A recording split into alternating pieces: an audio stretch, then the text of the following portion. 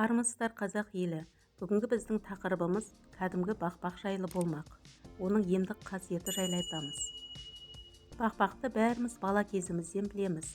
Бақбақ бұл ортаңғы жолақтың барлық жерінде кеңінен кездесетін гүл. Бала кезімізде олардың тұқымдарын үрлеу үшін жұмсақ ақ гүлдерді кім жұлып алмады. Бұл көпжылдық гүлдер гүлдеген кезде де жапырақтары тұқымға орын беріп түскен кезде де әдемі. Сонымен қатар бақбақ дәстүрлі медицинада белсенді қолданылады. Сонымен бұл гүл туралы не білеміз? Бұл жайлы қызықты мәліметтер айтамыз. Бақбақтың кейбір түрлерінің тамыры каучуктан тұрады. Сондықтан бұл түрлерді бір кездері резеңке өндіру мақсатында өсірген. Содан кейін каучук ағаштардан сығып алынды. Бірақ қазір бақбақ шырынынан резеңке өнімдерін өндіру бойынша жұмыстар жүргізілуде. Бақбақтың жапырақтарынан тосап пен шарап жасайды. Бақбақтан құтылу оңайға соқпайды. Бұл өсімдік таң қаларлық регенерациялық қабілетке ие және түбір жүйесі бұзылса да бұл гүлдер жылдам қалыпқа келе алады. Және екінші дүниежүзілік соғыс кезінде кофе тапшылығынан неміс әскерлеріне қуырылған бақбақ тамырын берген. Қуырылған бақбақ тамырынан дайындалған сусын қалыпты кофеге ұқсайды.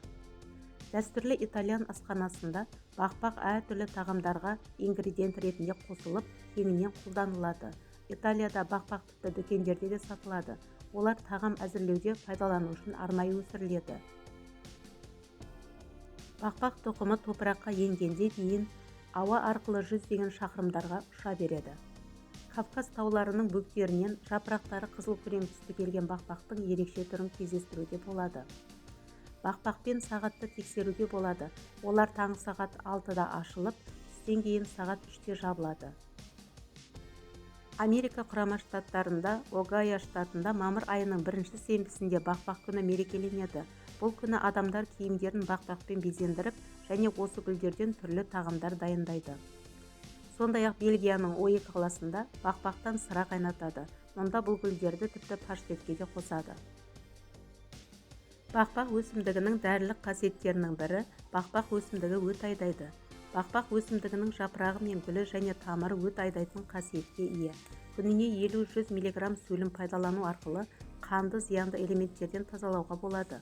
Ол үшін гүлінің сабағын шайнап, шырынын жұтып өзін түкіріп тастайды деп жазады Ауырмаңыз газеті.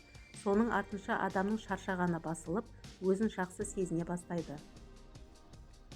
Бақбақтың уақтап туралған тамырын бір стаканға салып, шай секілді қайнатып ішуге болады. Күніне осылай 3-4 рет ішіп отырсаңыз, диабеттің алдын аласыз. Ал онкологиялық аурулар кезінде бақбақтың 100 грамм жас жапырағын тұзды суға малып, оған 50 грамм ұсақтап туралған жуа мен 25 грамм ақ желек қосып, өсімдік маймен араластырып ішуге болады. Сонда сіз түрлі онкологиялық аурудан аман қаласыз. Әлсіреп қалған кезде де пайдасы өте зор. Бүйректің қабынуы кезінде бақбақтың тамырын үкіштен үгіп күніне 2 рет тамақ ішерден жарты сағат бұрын тұтыныңыз. Жүрек аурулары кезінде бақбақ гүлінің тамырын құрғақ күйінде жеп, артынан су ішуге болады. Осылай күніне 2 рет қайталап тұрсаңыз, жүрек ауруларынан құтыласыз. Ал арықтағыңыз келсе, 2 ас қасық немесе 1 ас қасық бақбақ жапырағын суға салып қайнатып 6-8 сағат аралығында термоста сақтайсыз. Кейін кішкентай жұтыммен ішіп отырасыз. Теріңізді ағарту үшін бақбақ гүлін жарты литр суға жарты сағат қайнатып, бетіңізді таңертең және кешке сүртсеңіз болады. Бүгінгі таңда өсімдіктен шығатын сүттен түрлі иіс-май жасалады. Олар сүйел, мүйізгек, секпіл, ара, жылан шаққанда көмектеседі. Қадірлі оқырмандар, ақпараттар интернет желісінен алынды. Сіздерге пайдасы тиер деген үмітпенен салып отырмын. Және де менің каналыма жазылмаған кісілер болса, жазылып тіркеліп кетіңіздер. Менің каналымда көптеген қызықты деректер, пайдалы кеңестер, танымал адамдардың өмірлері және халық емдері, сондай-ақ қызықты көптеген мәліметтерді таба аласыздар. Табиғи жолмен ем алатын кезде алдын ала дәрігеріңізден кеңес алғаныңыз абзал. Ал сіз бақбақ жайлы не білесіз және де оны емдік мақсатта қолданасыз ба? Егер қолданатын болсаңыз, төменге пікірлеріңізді қалдыра кетіңіздер. Сіздермен бірге болған Сізге керек арнасы келесі видеода кездескенше амандықта болайық.